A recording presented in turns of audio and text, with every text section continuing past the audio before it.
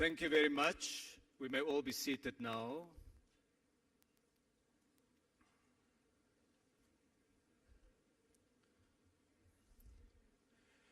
His Excellency President Cyril Ramaphosa, His Excellency President Lula da Silva, His Excellency Prime Minister Narendra Modi,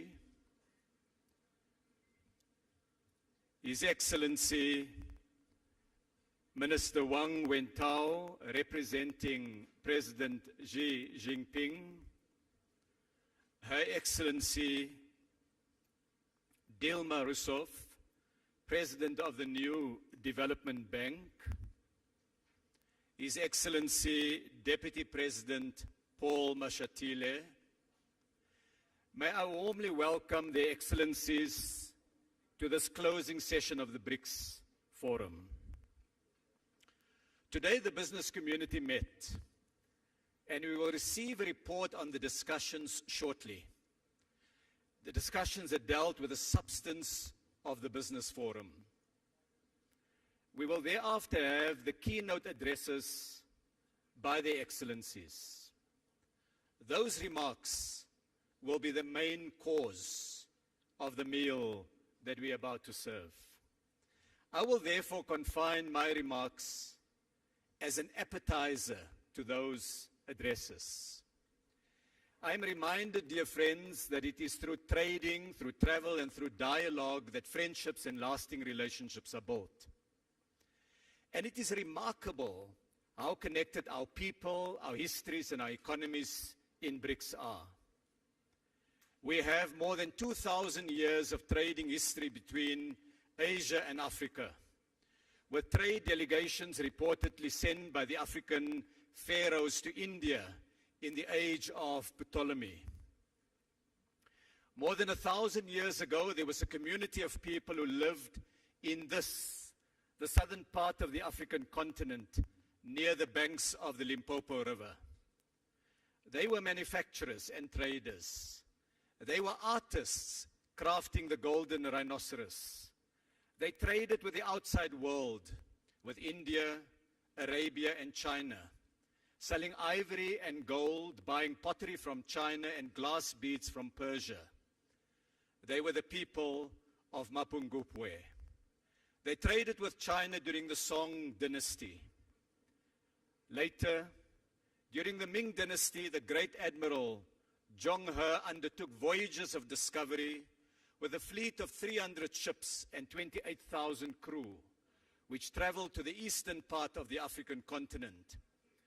And they saw the great African trading cities of Sofala and Mogadishu and Mombasa, Africans trading with the world. The age of colonialism saw the first European settlements in South Africa as a refreshment station for the ships en route to India and the Spice Islands of Indonesia. Our histories converged as large land masses were colonized. Indian enslaved people were brought from the Malabar coast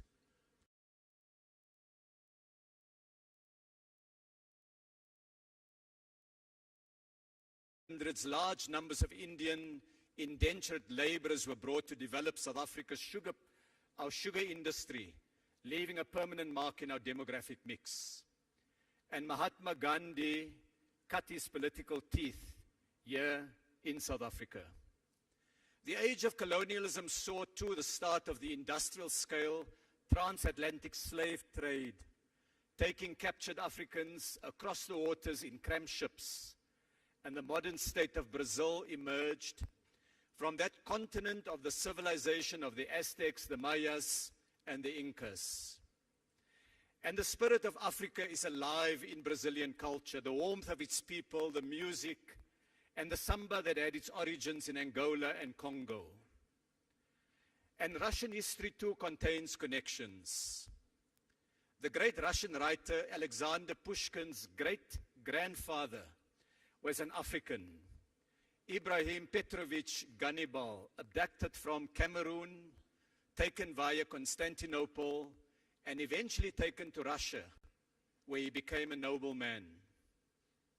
During the struggle against apartheid, many South Africans stayed in Russia, in China, in India, and as with many other parts of the world, we received material assistance in the struggle for freedom in our land.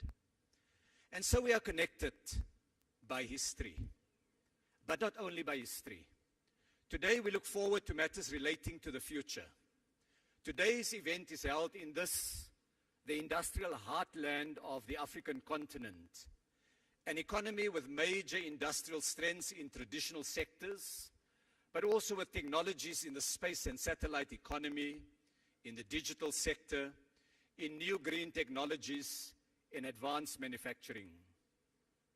Ladies, gentlemen, friends, a major industrial exhibition is being held nearby at Gallagher Estate, showcasing products from more than 240 firms, with 20 other African countries participating, together with the 5 BRICS partners. I urge those who have not been there, visit it.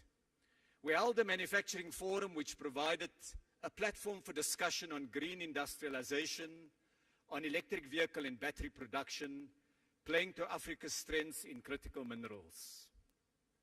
Excellencies, today the business community spent the full morning in deep discussion about investment, about trade, and about technical cooperation. It is my pleasure, therefore, to invite Mr. Sim Shabalala, the CEO of the Standard Bank Group of South Africa, to summarize the main outcomes and give his reflections. And I invite Sim to take the podium. Please, you have the floor.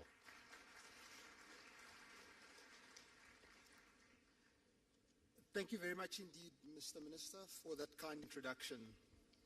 Your Excellencies, ladies and gentlemen, it's a tremendous privilege to present this high-level feedback on the BRICS Business Forum 2023. Today, guided by its theme of making accelerated growth and sustainable development a reality, the BRICS Business Forum has held sharply commercial and highly dynamic sessions attended by entrepreneurs, policymakers, business people, and indeed academics from across a number of the member countries and beyond. Talking of commercial dynamism, as the Minister has alluded, it is very fitting that the BRICS Business Forum has taken place right here in Sandton, here in Johannesburg, the capital of Gauteng. Gauteng generates about 35% of South Africa's GDP, and a large proportion of that is generated right here. And it is generated by South Africa's sophisticated and successful large corporations, medium-sized enterprises, and indeed SMEs. This year, for instance, Standard Bank's analysts think that South African listed equities will deliver average earnings per share growth of between 15 and 20%. To put it in perspective, other emerging markets are looking at -3% for the same period. And talking of South African corporations, relationships, travel, history, and trade, in the words of Minister Patel, I had the good fortune, ladies and gentlemen, and great honor of speaking this morning on a panel with Chairman Chin of the State Grid Corporation of China, as well as Mr. Ricardo Santon, President of the Brazilian Association of Animal Protein. They spoke about climate change and renewables. Words cannot describe the profundity of that moment. As it happens, it was a South African bank, my employer, the Standard Bank Group, which was the sole financial advisor to the State Grid Corporation of China in its 1.8 billion rand acquisition of 100% ownership of 7 power transmission companies in Brazil in 2010. I mention this, admittedly, because it illustrates that South African corporate expertise and connections are an important part of making BRICS into an ongoing commercial reality. South Africa certainly has its fair share of challenges, and I would rate unemployment and inequality as the deepest and worst of these. The wealth of Sandton is within easy walking distance of the deep poverty of Alexander, a painful contrast that can be found in all of the BRICS countries, but one that is also highly conducive to innovation in the service of inclusion. For instance, to South African ears, the Brazilian financial services innovations that we heard about today sounded all too familiar. So there are serious challenges here in South Africa, but we also have immense strengths and competitive advantages. As well as the corporations that I've mentioned, these strengths include a strong rule of law, which guarantees that contracts will be observed and that commercial disputes will be settled fairly. They include our freely floating currency, open capital account, extremely skillful and credible central bank, and deep and liquid capital markets. These guarantee that returns on investment are and will remain quickly accessible in the currency of the investor's choice. More competitive advantages arise from what a Chinese panelist called South Africa's celebrity products, Mr. President, which include rooibos tea, wine, and unique tourist experiences. This brings us to another of South Africa's strengths, which is South Africa's openness for the business and tourist traveler. People from all of our major trading partners enter South Africa either visa-free or with an e-visa. Further, liberalization of travel and greater encouragement of air links between the BRICS countries and our major trading partners is certainly warranted. Perhaps above all, South Africa's competitive advantage emerges from our well-developed trade and investment network with our fellow Africans. China is indeed Africa's largest trading partner. What is sometimes missed, however, is that South Africa is the second largest exporter to the rest of our beloved continent and its fourth largest import partner. Of course, investors from the BRICS and worldwide do very much want to buy into Africa, given our continent's uniquely favorable demographics, immense natural resources, potential for low-cost industrialization, and increasing market integration under the Africa Continental Free Trade Area. For all these reasons, according to the IMF forecasts and on current trends, it is likely that sub-Saharan Africa will be the fastest growing region of the world by 2030. Standard Bank's analysts foresee that intra-Africa trade could double under the AFCFTA and that there would be a $3.4 trillion investment opportunity in Africa infrastructure emerging from this rapid growth. The bottom line is simple. If investors from BRICS and worldwide want to buy into Africa's enormous growth potential, the place to start is right here, in the square mile of Sandton.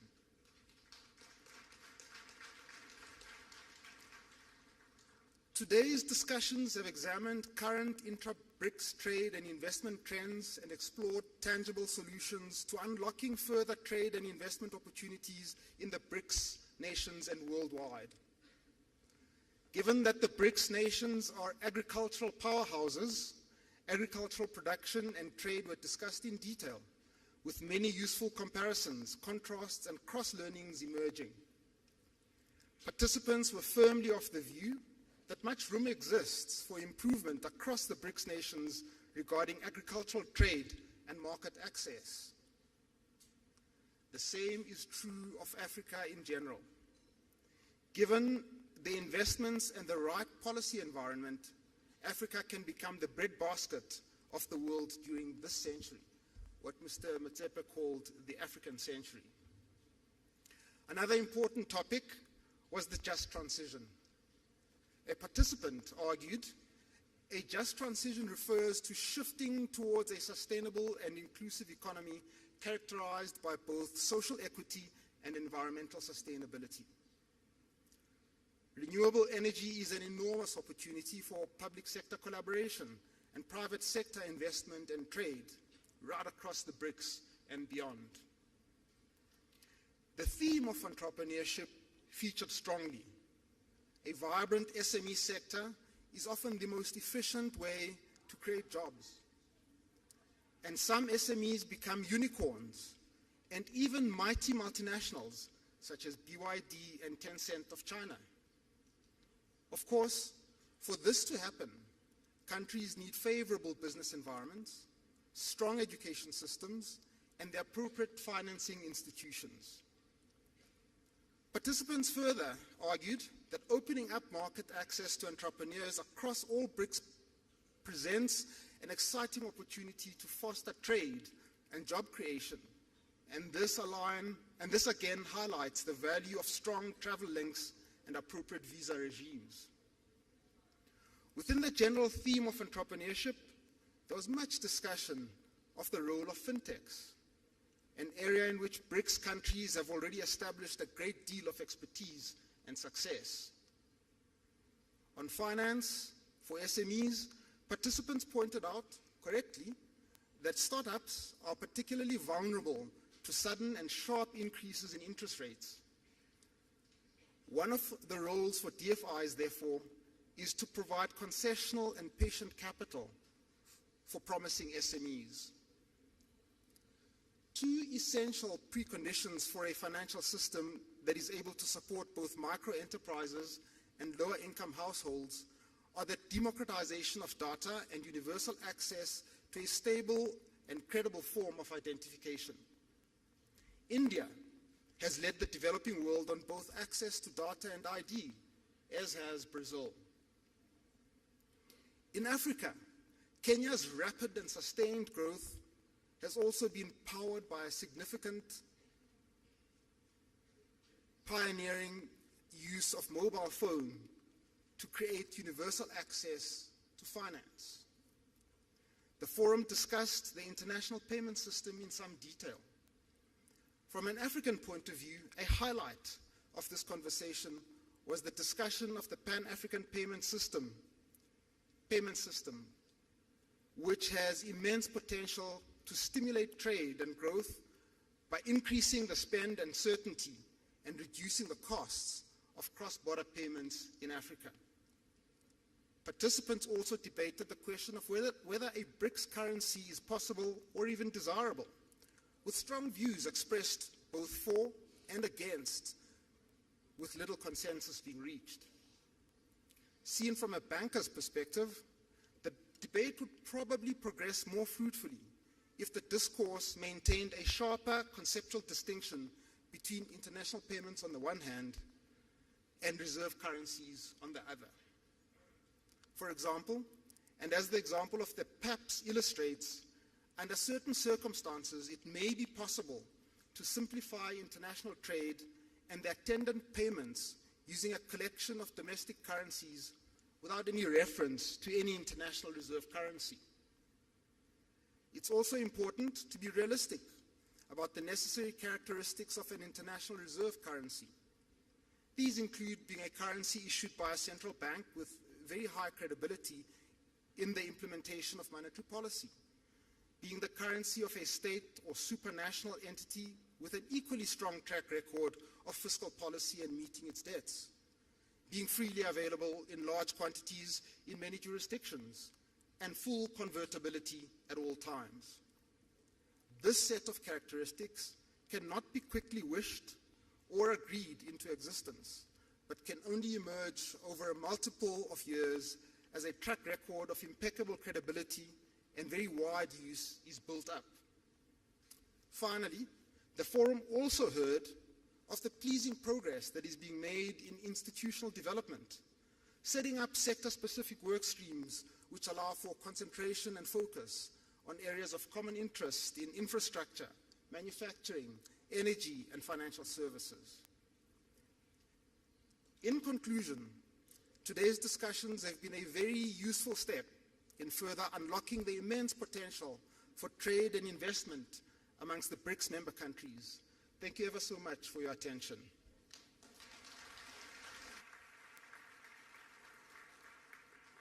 I'd like to thank Sim Shabalala for that report on behalf of the business community. I'd also like to welcome a large number of esteemed guests and delegates, members of cabinet from a number of different countries, heads of the BRICS Business Council chapters, ambassadors and high commissioners. It's now my pleasure to invite the President of the Republic of South Africa, our host, who has inspired us with a vision of Africa and her place in the world.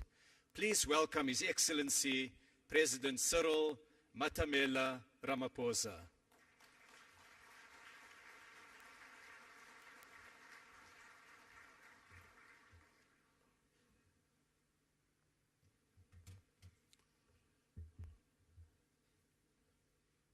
Thank you, Program Director, Minister Ibrahim Patel, Your Excellency President Luis Lula da Silva, Your Excellency Prime Minister Narendra Modi, Honorable Ministers and business leaders, and Your Excellency President of the New Development Bank, Ms. Dilma Rousseff. I greet you all, and it's a great honor to have this opportunity to participate in this leaders' session of the BRICS Forum. I particularly want to thank Mr. Sim Tshabalala for the report that he has just given, and particularly underline and appreciate the message that is coming from all of you as business leaders about the immense opportunities that you see in investment across the BRICS countries. The BRICS group of countries exists not only to strengthen government-to-government relations, but also to forge stronger ties between the peoples of our 5 nations.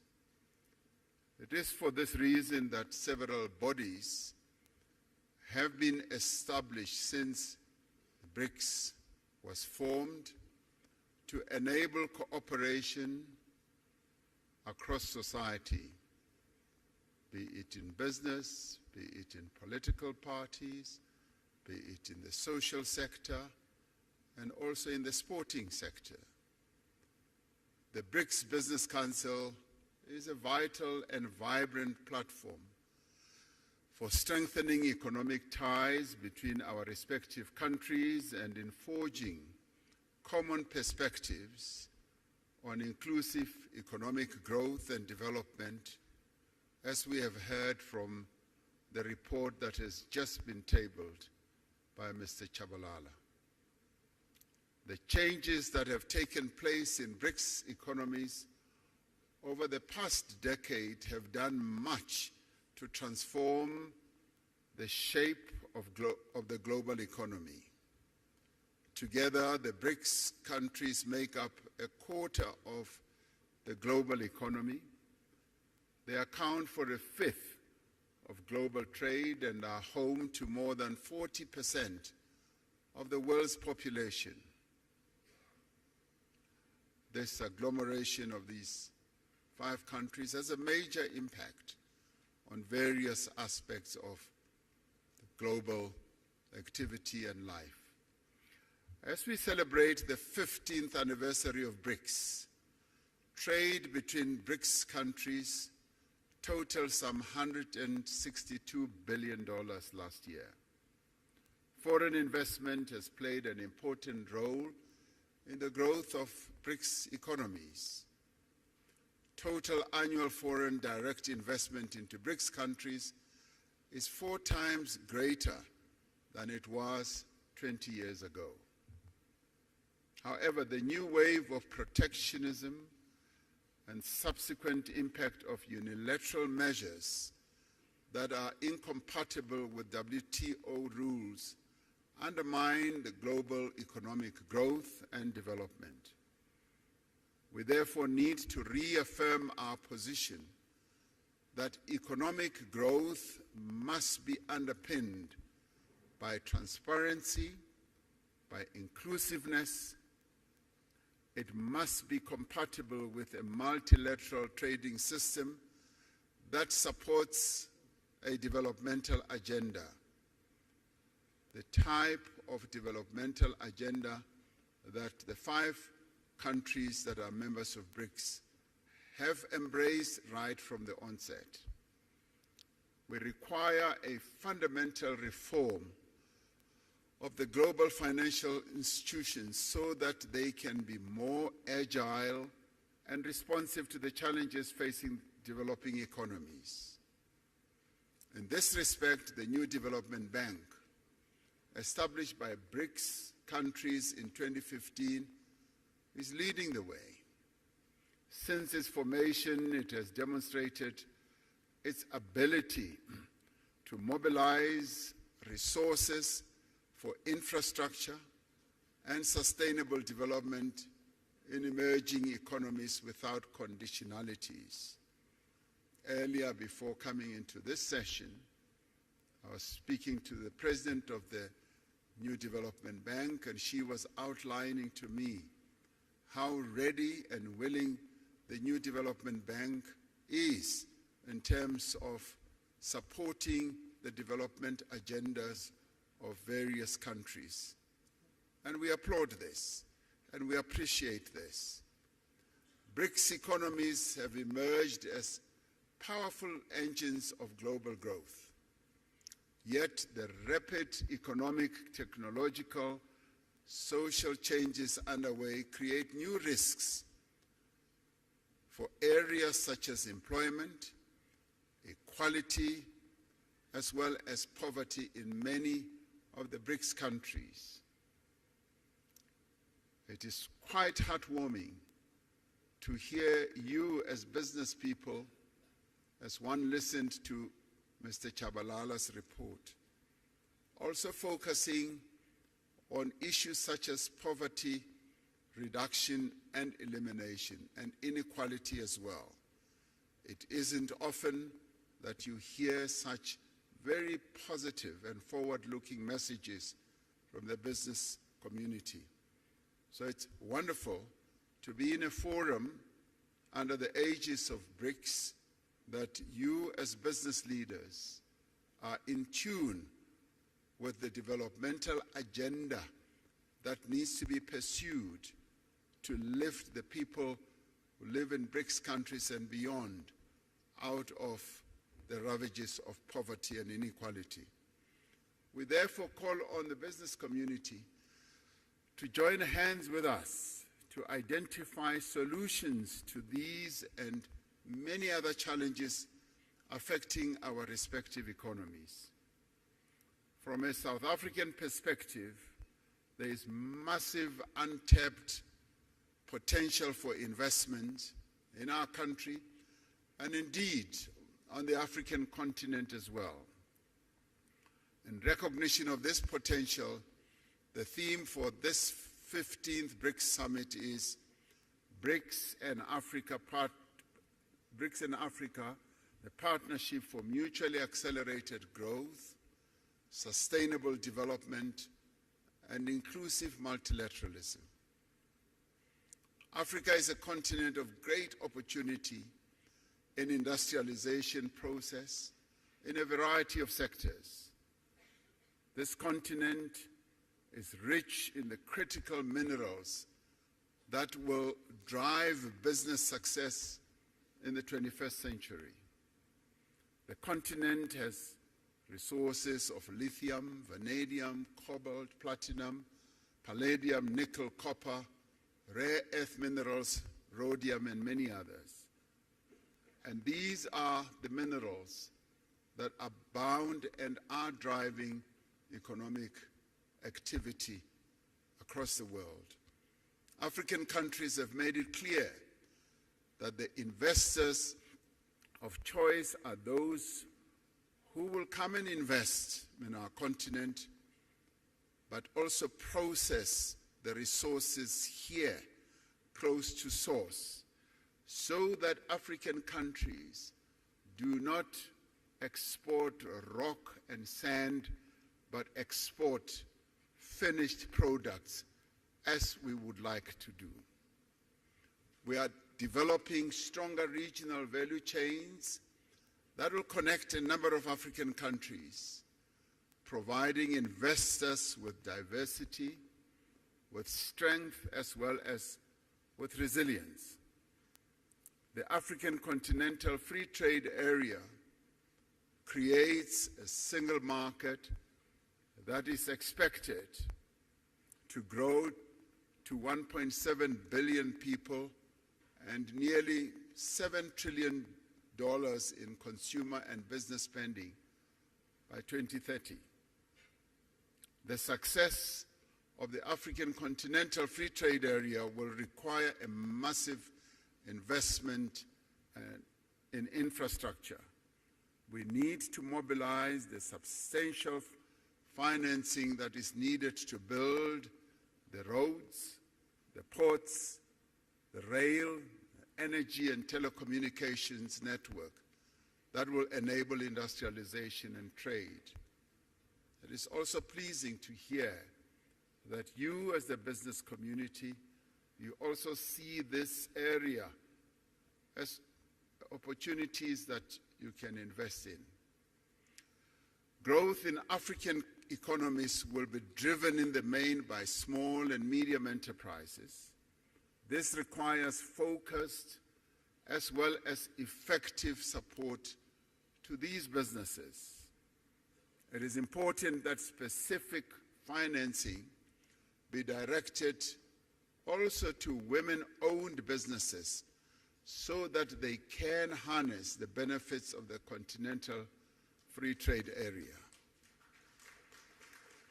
And we in Africa, as we seek to grow and develop, we are focusing on the empowerment of the women of our continent who have been held back through the years of colonialism, and in our case, through the years of apartheid, through protocols and laws.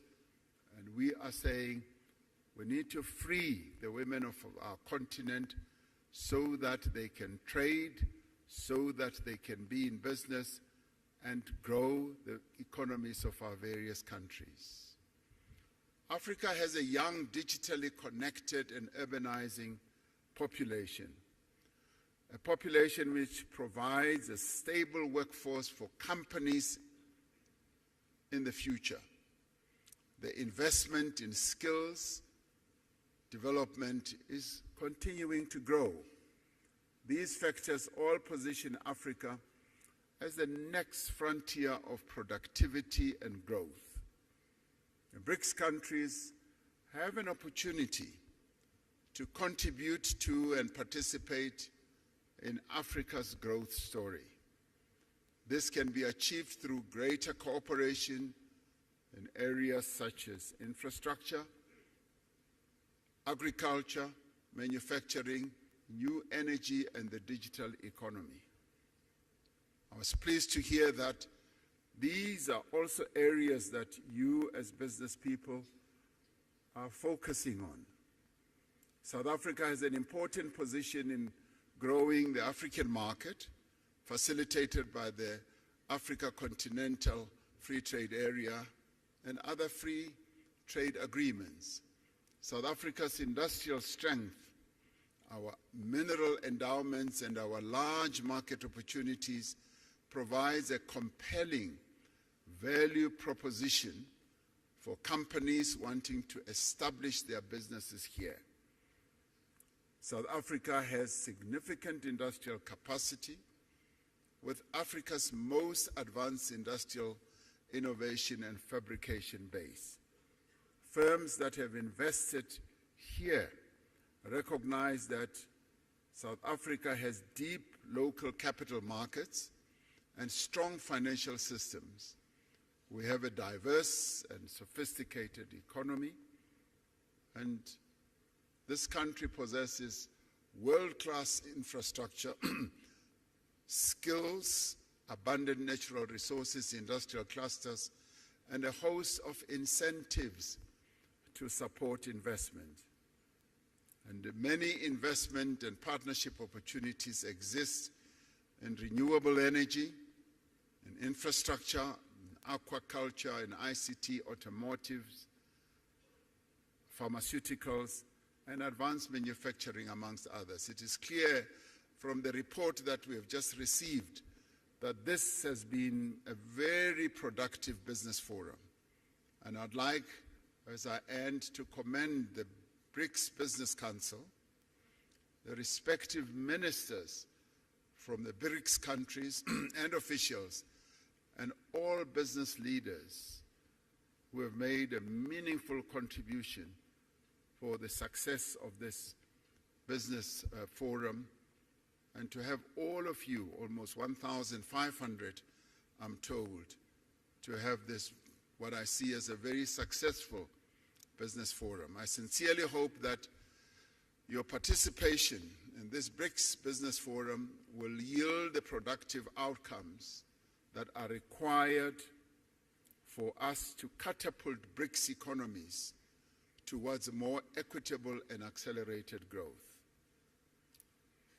In 2 hours or so, the BRICS leaders will sit together in a retreat to discuss a number of BRICS-related matters, and one of those is the expansion of BRICS.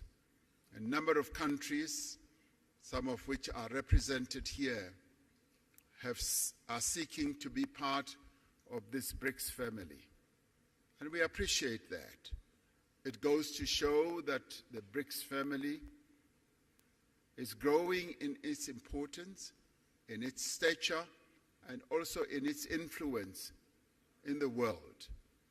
And we will be taking into account the various desires of various countries to be part of BRICS. So we hope to take into account the report of your discussions here as well, as we consider the way forward with BRICS. Your participation here really strengthens the BRICS story. It confirms that BRICS is an important player in the geopolitical and economic architecture of the world. And so we hope that it will continue to be so. Thank you very much for participating. We thank you.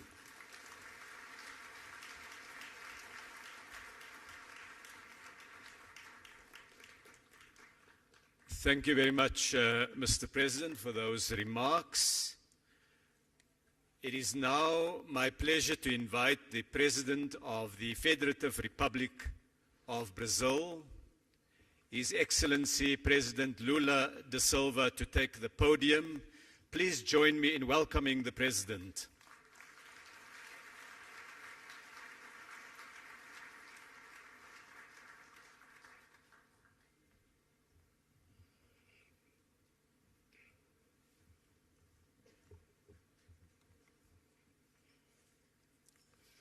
Gostaria de cumprimentar o presidente Ramaphosa, presidente da África President do Sul. Ramaphosa, President of South Gostaria Africa. de I'd cumprimentar also os like to ministros.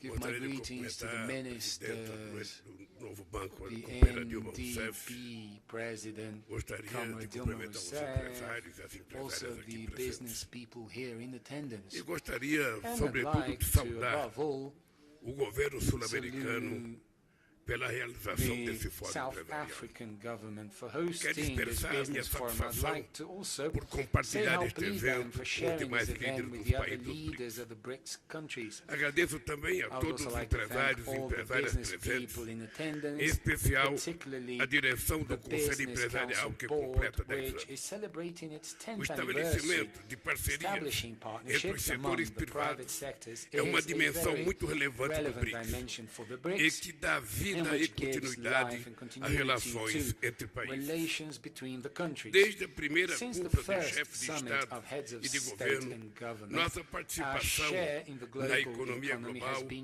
vem se increasing. ampliando.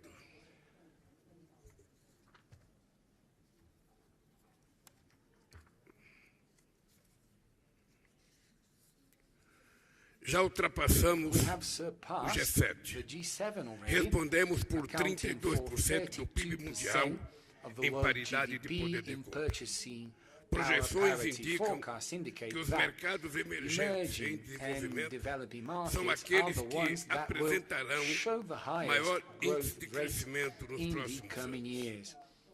Segundo o While, FMI, enquanto os países according industrializados to the IMF, devem while industrialized countries desacelerar seu are crescimento de expected to 2,7% em grow by an 2022 average para of 1,4% em 2.7% in 2024, 2022, o dropping crescimento to previsto para os 1.4 to países em desenvolvimento 2024. The é de projected growth for 4% developing nesse countries próximo is período. of 4% for this Isso period. mostra This que o shows dinamismo da economia that the está no sul dynamism global of the e os economies in the BRICS global é south sua and the força BRICS motriz. is its driving force.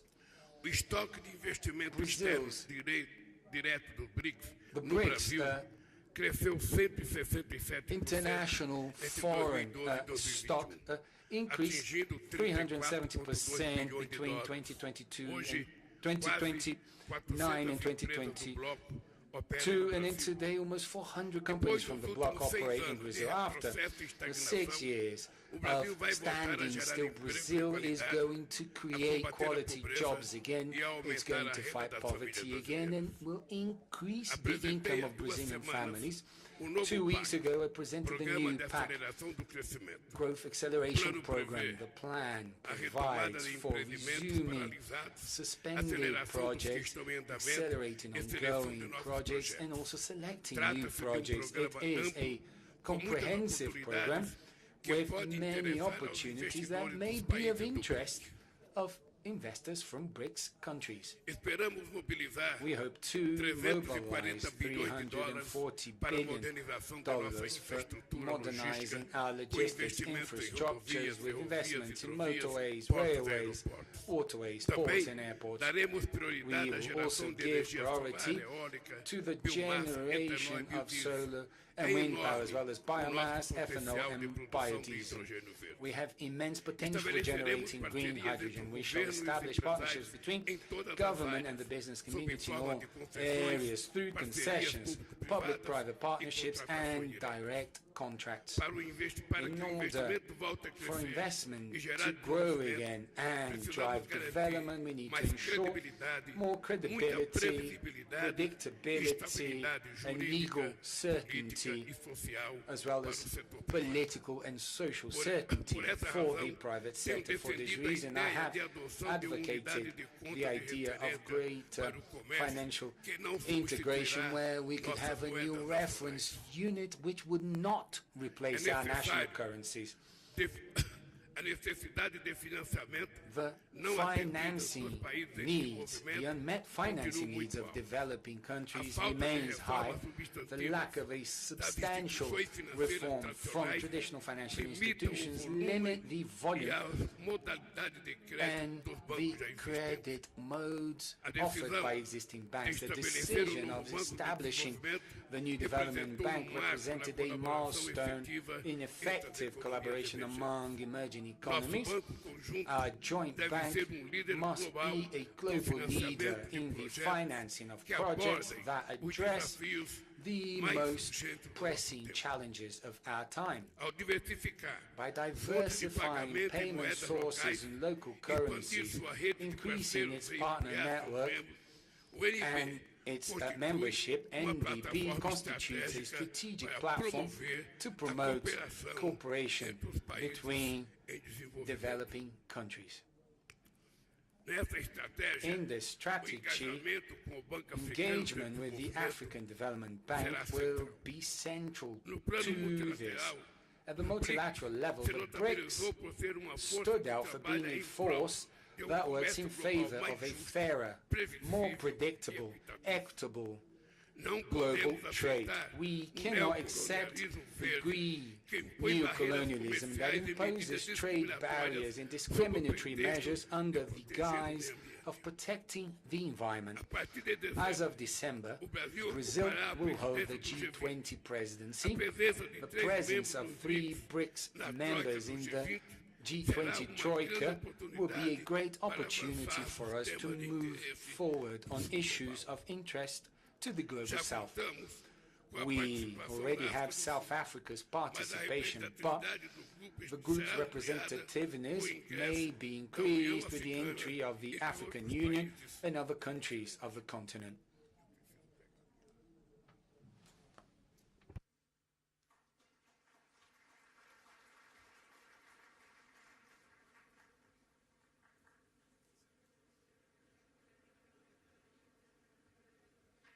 Is just a water break.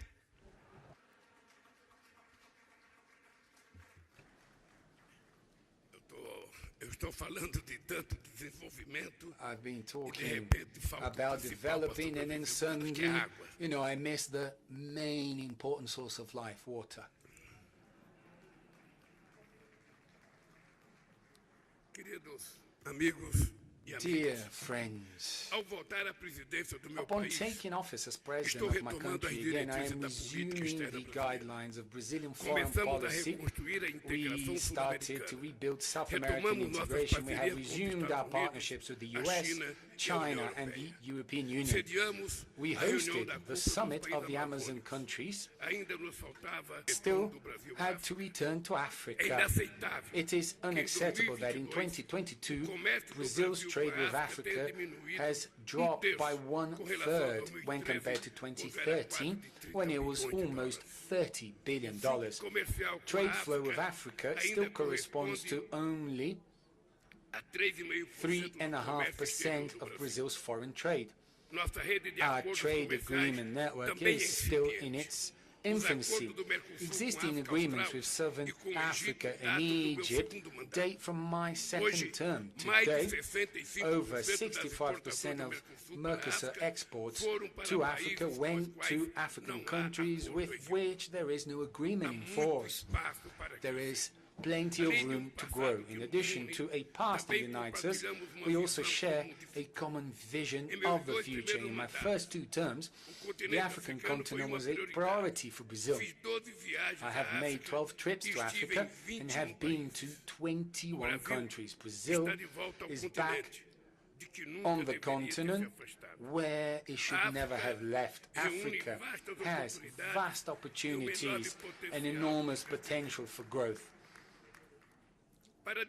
To discuss the relaunch of trade with the continent, Brazil brought together the heads of the trade promotion sectors of all our representations in African countries here in Johannesburg last June. Africa is building an ambitious free trade zone project. 54 countries, 1.3 billion people with over $3 trillion in GDP in this continent, which is the youngest in the world from an age perspective and will be the most popular by 2100, offers countless opportunities for Brazilian products such as food and beverages, oil, iron ore, vehicles and iron and steel manufacturers. Africa has 65% of the arable land available in the world, and it has a strong vocation for being an agricultural powerhouse with the capacity to feed its people and offer global food security solutions.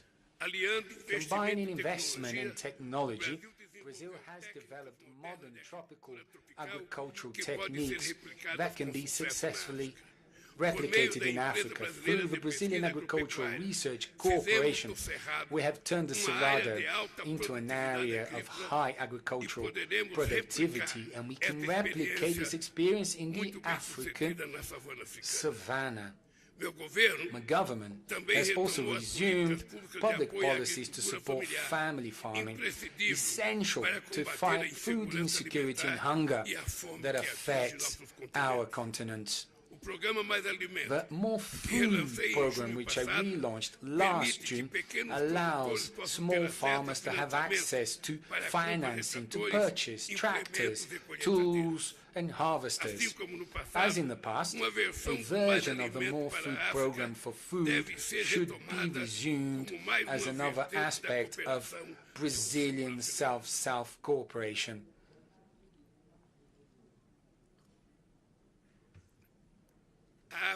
Africa is also at the heart of the digital and energy transitions.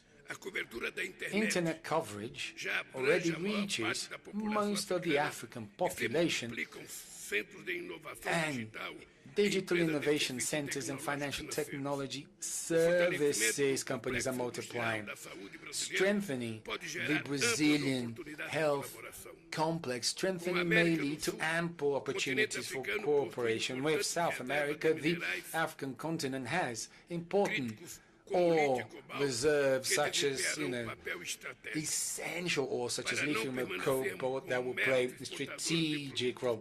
So that we do not remain as exporters of primary products, we must make the most of this opportunity to forge the integration of our production chains and add value to the goods and services that we produce in a sustainable manner. Africa is the region of the world that emits the least amount of greenhouse gases. However, this does not mean that it does not have to face the most perverse consequences of global warming, such as droughts, floods, fires, and cyclones. Brazil and many African countries have comprehensive plans to renew their energy mixes. We share the responsibility of caring for tropical rainforests and preserving biodiversity. We share the common concern of fighting the desertification process. Environmental and ecosystem services provided by rainforests to the world, they must be paid for in a fair and equitable manner. Social diversity products can generate jobs and income and offer alternatives to the predatory exploitation of natural resources.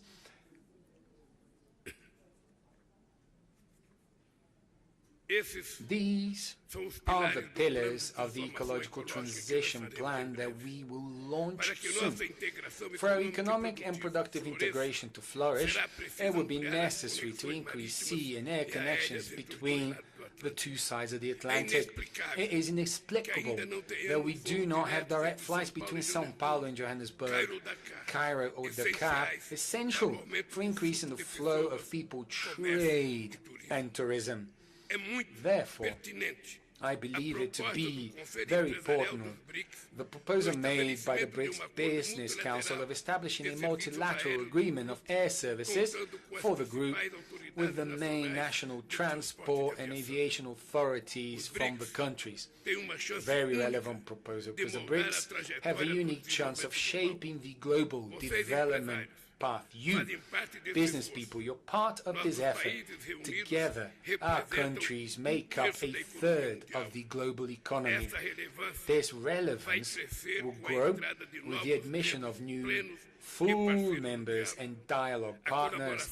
Collaboration between the public and private sector is vital for harnessing this potential and achieving lasting results. Thank you very much and good luck.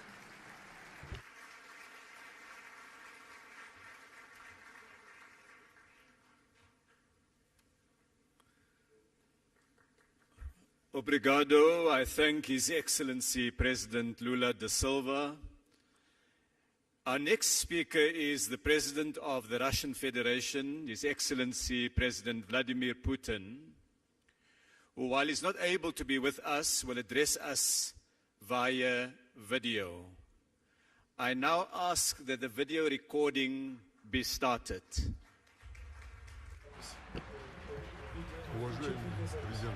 Dear President Ramaphosa, ladies and gentlemen, dear friends, I'm pleased to greet the government and business representatives, experts and industry specialists who have gathered to this meeting of the BRICS Business Forum. I would like to note that holding such business forums on a regular basis, along with the systematic work of the BRICS Business Council, which brings together top businessmen and heads of major companies of the 5 countries, plays an immense practical role in promoting mutual trade and investments, enhancing cooperation ties, and expanding direct dialogue among business communities, and thus effectively contributes to accelerated socio-economic growth of our state and achievement of sustainable development goals. It is important that this forum focuses on such pressing issues as the post-pandemic economic recovery of the BRICS states, improvement of citizens' well-being, industrial modernization, development of efficient transport and logistics chains, stimulation of equitable technology transfers. These challenges and complex tasks have to be dealt with amidst the increasing volatility in stock, currency, energy and food markets, coupled with strong inflationary pressures stemming from, inter alia, the irresponsible large-scale money emission by a number of countries seeking to mitigate the effects of the pandemic, which has led to the accumulation of private and public debt. International economic situation is also seriously affected by the illegitimate sanction practice and illegal freezing of assets of sovereign states, which essentially amounts to the trampling upon all the basic norms and rules of free trade and economic life, norms and rules that not so long ago seemed immutable. Resource shortages, increased inequality, rising unemployment, and aggravation of other chronic problems of the world economy are the direct consequences. Prices for food, basic agricultural products and crops have skyrocketed, and it is the most vulnerable, poor countries that are hit hardest. Importantly, and in this circumstance, the BRICS states have stepped up their interaction, and our joint work to ensure economic growth and sustainable development brings concrete, tangible results. More and more joint projects are launched. Mutual trade is growing, industry contracts are expanding. Above all, our cooperation is based on the principles of equality, partner support, and respect to each other's interests. And that is what is the core of our association's forward-looking strategic course. The course that reflects the aspiration of the larger part of the international community, so-called global majority. The figures speak for themselves. Over the last decade, mutual investments among BRICS states have increased sixfold. The overall investment in global economy have doubled, and their total exports have reached 20% of the world's exports. As for Russia, the trade volume with the BRICS partners has increased by 40.5%, and reaching the record of 230, even more than 230 billion. And the first half of this year, it grew by 35.6% as compared with the same period in 2022, and it reached $134.7 billion US dollars. I would also like to point out that the share of the BRICS countries, with their population totaling more than 3 billion people, now accounts to nearly 26% of the global GDP. And our 5 countries are ahead of G7 in terms of purchasing power parity, with 35.1% against 30% forecast for 2023. The objectives and irreversible process of de-dollarization of our economic ties is gaining pace. We are working to fine-tune effective mechanisms of mutual settlements and monetary and financial control. As a result, the share of US dollar export and import operations within BRICS is declining. Last year, it was only 28.7%. In fact, this summit is to discuss the entire range of issues related to the transition to national currencies in all areas of economic cooperation between our 5 nations. The new BRICS Development Bank, which has already become a credible alternative to existing Western development institutions, has a great role to play in these efforts. It is only natural that enhancing connectivity and creating new resilient transport routes has become a shared priority in cooperation between our 5 countries. In this context, the BRICS Business Council's initiative to elaborate modern intermodal logistics solutions and develop railway transport corridors is of particular importance. For this part, Russia actively works to redirect its traffic and logistics flows to reliable foreign partners, including BRICS states. Our flagship projects include the Northern Sea route and the new international North-South transport corridor. These 2 major transport routes aim to provide the shortest and most cost-effective trade routes to link major industrial, agricultural, energy hubs with consumer markets. With regards to the Northern Sea route, I would like to emphasize that Russia has already adopted and launched a large-scale, multi-year plan to develop its infrastructure. We intend to build fuel terminals, hub ports, to ensure connections with road and rail transport. Icebreaking fleet is expanding, first of all by commissioning nuclear-powered vessels that have no analog in the world.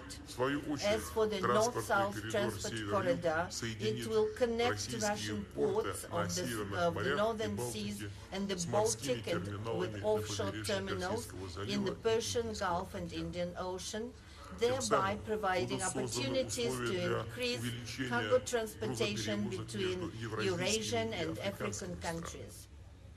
Besides, this will certainly give impetus to developing new industrial, trade, and logistics facilities along those routes.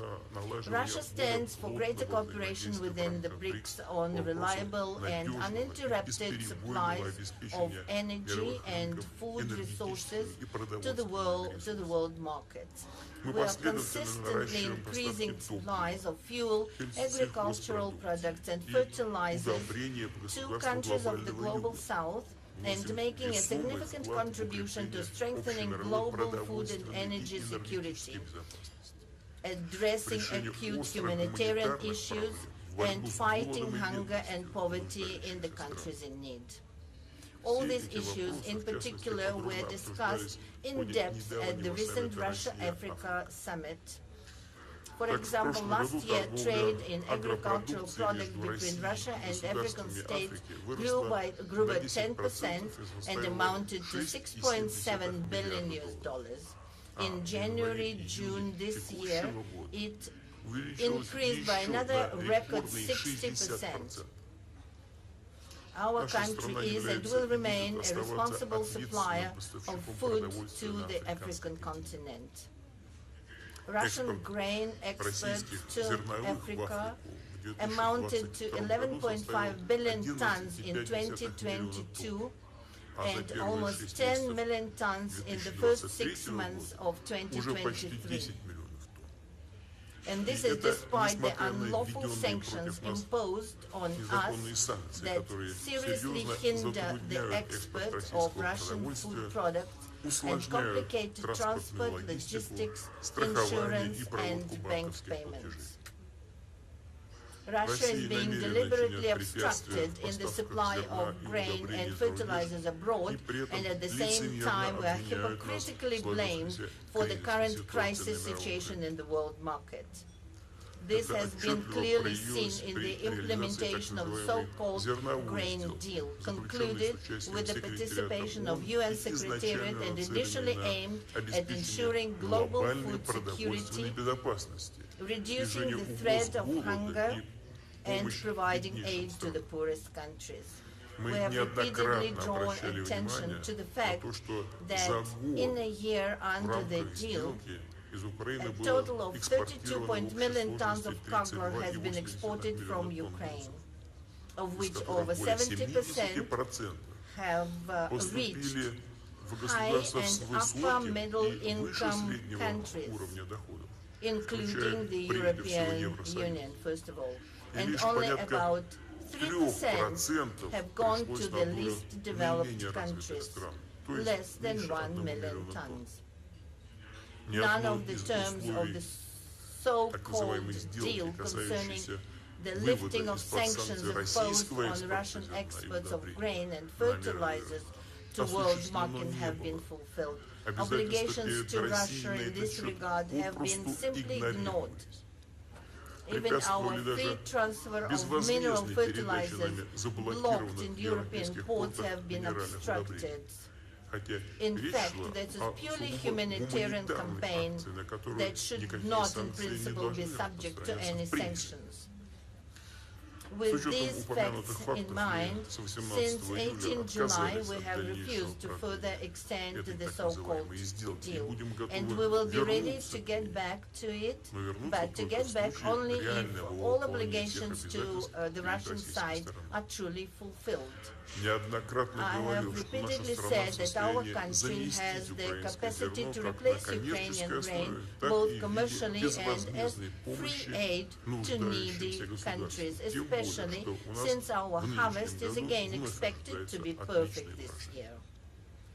As a first step, we have decided to graciously provide to six African countries 25 to 50,000 tons of grain, each with free delivery of these cargoes. Negotiations with the partners are going to an end. Among the priority lines of interactions, we see also further coordination of the approaches of the BRICS participants on the subject of supporting small and medium-sized enterprises. This is an important part of the overall economic agenda of the Group of Five, which implies the assistance of the widest circles of citizens involved in business regarding the issues of administrative and tax regulation, digitalization, electronic commerce, and participation in the value chains. I would note that thanks to the state support programs, the entrepreneurs from the BRICS countries successfully adapt to the constantly changing situation in the global market. They find new partners, new sales channels, attract additional funding, and use more actively modern technologies. It is equally significant to continue to develop cooperation within the BRICS countries in the field of decarbonization of economy, reduction of man-induced impact on the nature, and adaptation to the changing of climate. Russia is ready to work jointly to promote more balanced approaches to the climate change in the international arena. Our country is consistently implementing the National Low-Carbon Development Strategy.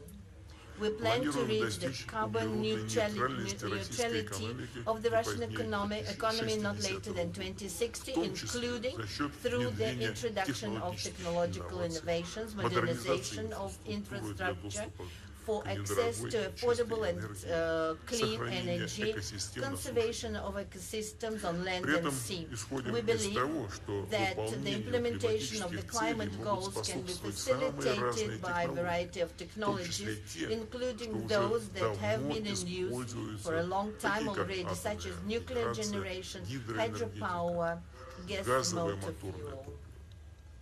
To sum it up, I would like to reiterate that the multifaceted partnership and cooperation within the BRICS not only makes a significant contribution to ensuring sustainable growth of our states, but also generally promotes the healthy global economy and successful achievement on the global development goals and targets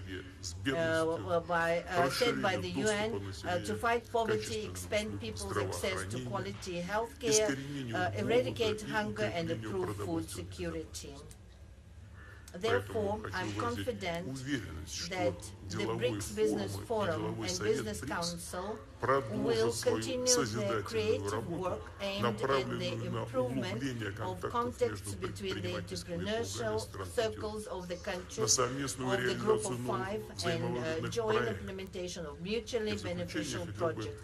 In conclusion, I would like to invite representatives of the business circles to our countries to come, to the Eastern Economic Forum in Russia that will take place in 10 to 13 September in the city of Vladivostok, where by tradition there will be discussion of issues that are of interest, including the business community of the BRICS countries.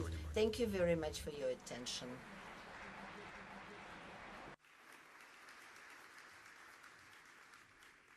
Spasibo. I thank the President for his remarks. It's now my pleasure to invite the Prime Minister of the Republic of India, His Excellency Prime Minister Modi, to take the podium. Please join me in welcoming the Prime Minister.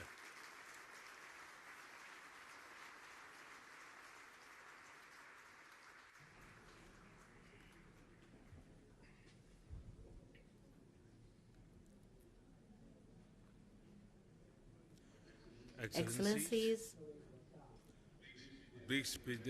leaders of BRICS business community, my namaskar, good evening to you all. I am glad that immediately after arriving in South Africa, our very first engagement is the BRICS Business Forum. First and foremost, I thank President Ramaphosa for his invitation and for organizing this meeting. My heartiest congratulations and best wishes on the 10th anniversary of the BRICS Business Council. In the last 10 years, the BRICS Business Council has played a vital role in enhancing our economic cooperation. In 2009, when the first BRICS summit was held, the world was just coming out of a massive financial crisis.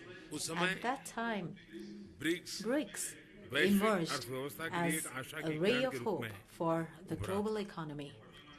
In the present times also, amongst the COVID pandemic, tensions, and disputes, the world is dealing with economic challenges. In such times, once again, the role of BRICS countries is important. Friends, despite volatility in global economy, India is the world's fastest growing major economy. Very soon, India will become a $5 trillion economy. There is absolutely no doubt that in the coming years, India will be the growth engine of the world. And the reason for this is that India has converted crises and difficulties into opportunities for economic improvements. In the last few years, we have carried out reforms in mission mode, and these reforms have helped in continuously improving ease of doing business in India. We have also reduced the compliance burden. We have removed red tape and instead laid the red carpet. There has been a boost in investor confidence due to introduction of GST and the implementation of the Insolvency and Bankruptcy Code. Areas such as defense and space that were considered restricted have today been opened up for the private sector.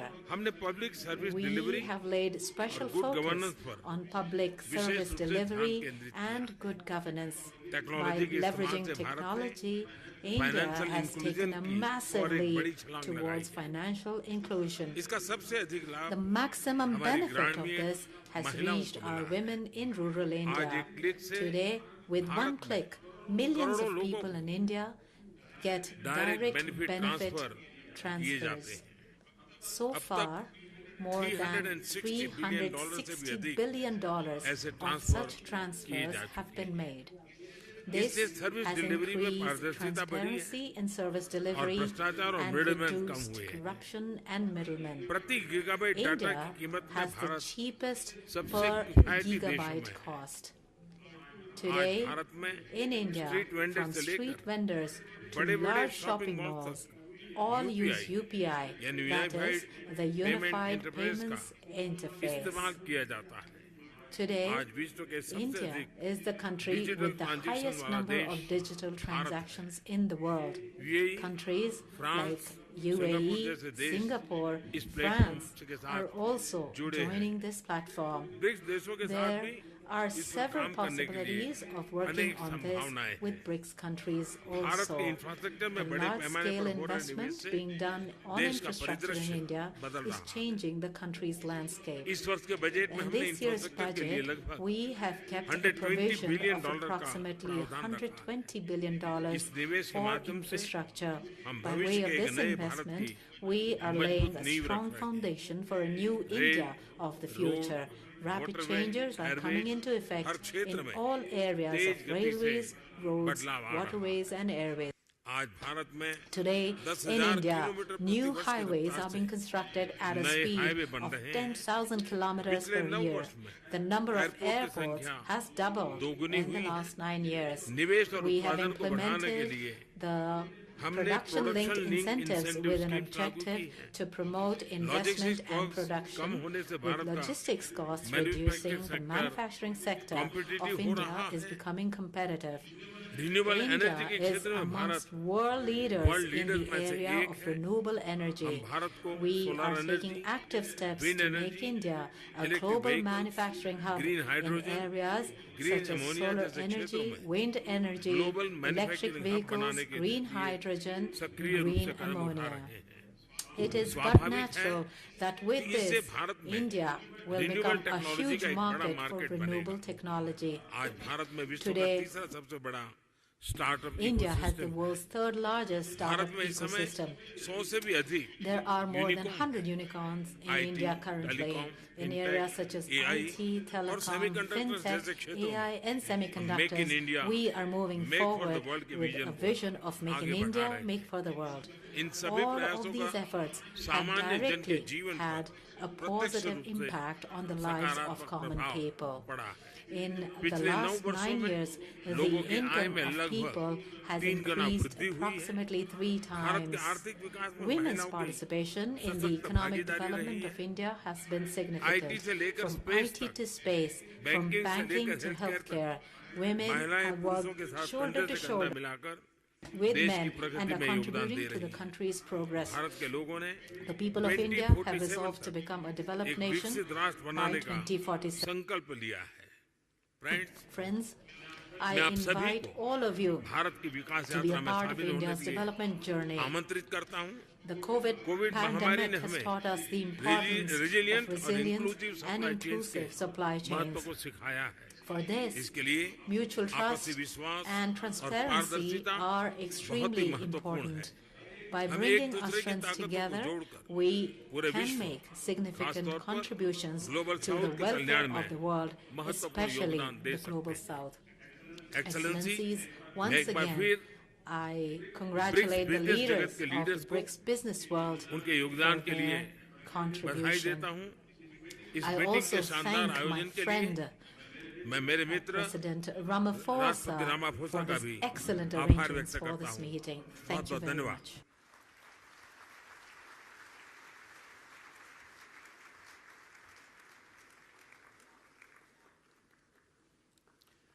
I'd like to thank the Prime Minister. Thank you. We now have a statement by His Excellency President Xi Jinping, President of the People's Republic of China, which will be delivered by Mr. Wang Wentao, the Minister of Commerce of the People's Republic of China. Please join me in welcoming Minister Wang to make the statement on behalf of President Xi.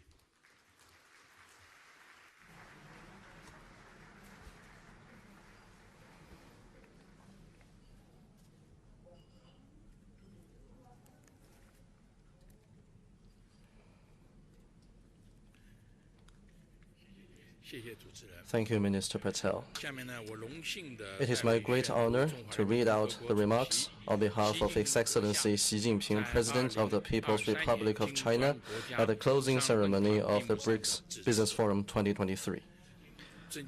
Your Excellency President Guatemala Cyril Ramaphosa, members of the business community, ladies and gentlemen, friends, I wish to extend my warm congratulations on the success of the BRICS Business Forum in South Africa. 10 years ago here in South Africa, we BRICS leaders witnessed the birth of the BRICS Business Council. Since then, the Council has stayed true to its founding mission. It has seized opportunities to deepen cooperation, contributing to economic and social development of BRICS countries, and helping sustain global economic growth. Right now, changes in the world, in our times, and in history are unfolding in ways like never before, bringing human society to a critical juncture. Should we pursue cooperation and integration, or just succumb to division and confrontation? Should we work together to maintain peace and stability, or just sleepwalk into the abyss of a new Cold War? Should we embrace prosperity, openness, and inclusiveness, or allow hegemonic and bullying acts to throw us into depression? Should we deepen mutual trust through exchanges and mutual learning, or allow hubris and prejudice to blind conscience? The course of history will be shaped by the choices we make. An ancient Chinese thinker observed that following the underlying trend will lead one to success, while going against it can only cause one to fail.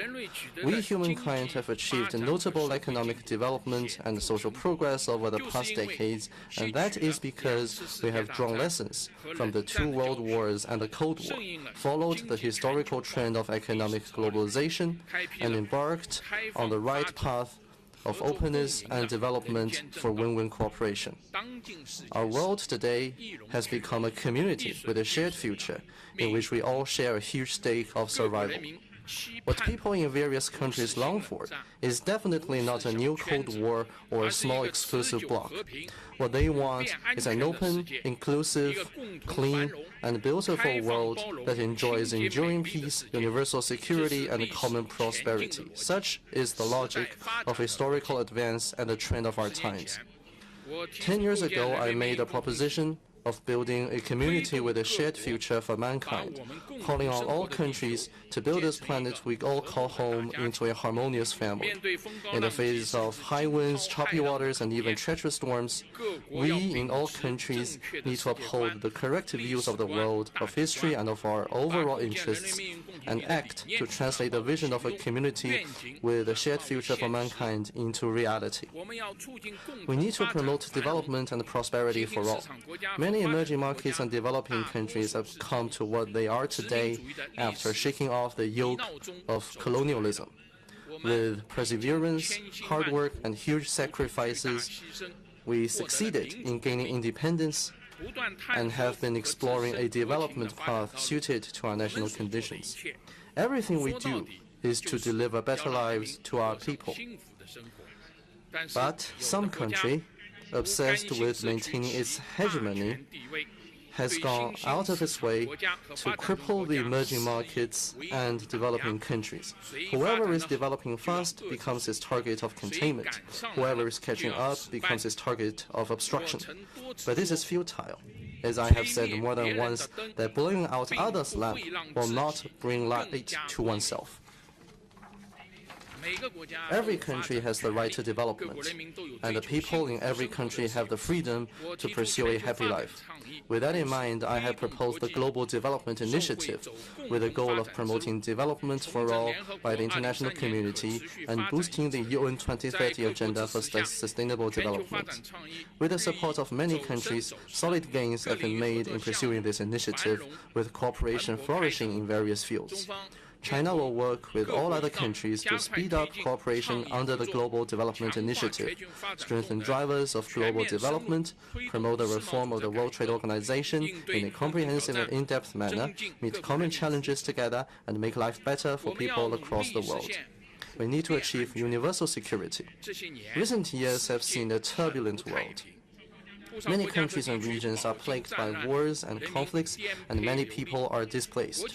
Members of the international community share the pressing hope to eradicate the root cause of conflicts and wars, and find a fundamental way to realize enduring peace and security globally. Facts have shown that any attempt to keep enlarging a military alliance, expand one's own sphere of influence, and squeeze other countries' buffer of security can only create security predicament and insecurity for all countries. Only a commitment to a new vision of common, comprehensive, cooperative, and sustainable security can lead to universal security. Last year, I put forward the Global Security Initiative, and it has gained support from over 100 countries and international organizations. China stands ready to jointly pursue this initiative with all others. We should have dialogue and oppose confrontation, forge partnership but not alliance, and pursue win-win outcome and oppose zero-sum game, and work together to build a community of security. We need to stay committed to exchanges among civilizations and mutual learning. One flower alone cannot make a beautiful spring. Only blossoming of a rich variety of flowers can bring spring to the global garden. Human civilization is colorful by nature. It is precisely because of their differences in history, culture, and system that all countries need to interact with each other, draw on each other, and advance together. Deliberately creating division with the assertion of democracy versus authoritarianism and liberalism versus autocracy can only split the world and lead to clash of civilizations. I've put forward the Global Civilization Initiative, calling for promoting diversity of global civilizations, the common values of humanity, and people-to-people and cultural exchanges and cooperation. China welcomes all other countries to get involved in cooperation under this initiative.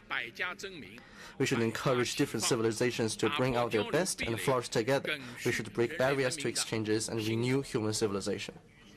Ladies and gentlemen, friends, as an ancient Chinese philosopher observes, change is the nature of the universe. The collective rise of emerging markets and developing countries represented by BRICS is fundamentally changing the global landscape. Emerging markets and developing countries have contributed as high as 80% of global growth in the past 20 years, and their share in the global GDP has increased from 24% 40 years ago to more than 40%. Just as a line in the Chinese poem reads, "No mountains can stop the surging flow of a mighty river." Whatever resistance there may be, BRICS, a positive and stable force for good, will continue to grow. We will forge stronger BRICS strategic partnership, expand the BRICS Plus model, actively advance membership expansion, deepen solidarity and cooperation with other emerging markets and developing countries, promote global multipolarity and greater democracy in international relations, and help make the international order more just and equitable. The gathering between BRICS countries and more than 50 other countries in South Africa today is not an exercise of asking countries to take sides, nor an exercise of creating bloc confrontation. Rather, it is an endeavor to expand the architecture of peace and development. I'm glad to note that over 20 countries are knocking on the door of BRICS. China hopes to see more joining the BRICS cooperation mechanism.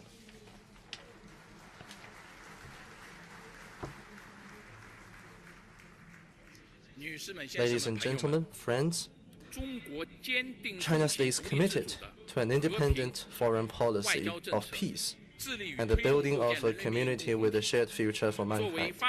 As a developing country and a member of the Global South, China breathes the same breath with other developing countries and pursues a shared future with them.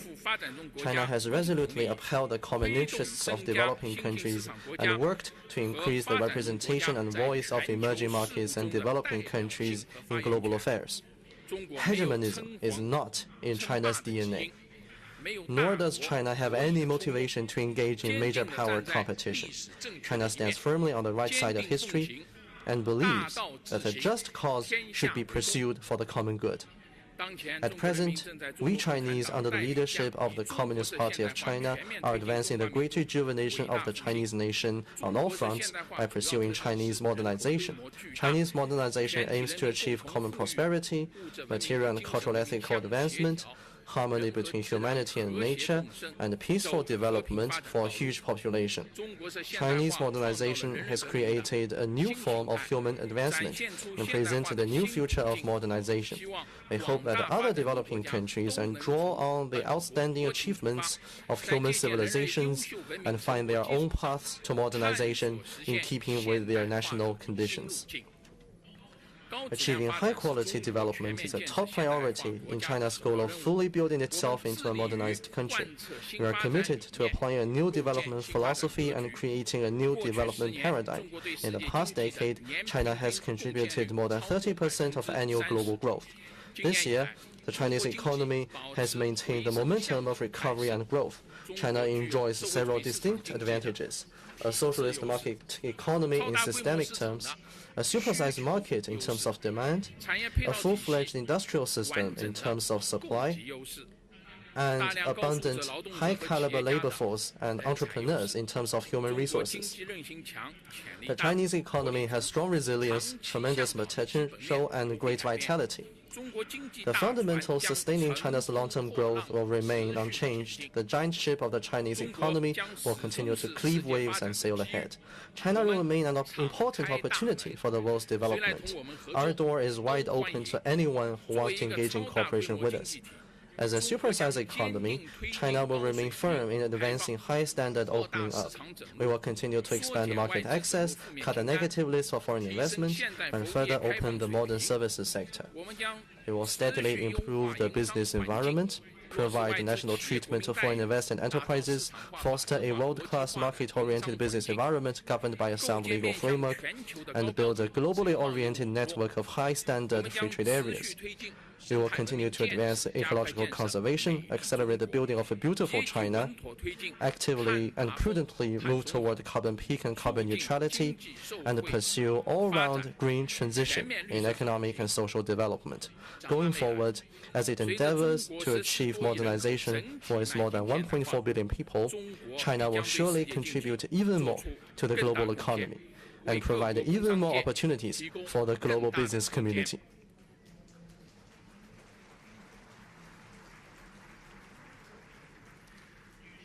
Ladies and gentlemen, friends, a formidable mission is a magnificent and glorious mission. As long as we work in unity and strengthen cooperation, we will not be intimidated by any risk or challenge on the way ahead, and we will surely steer the giant ship of human development to a brighter future. Thank you.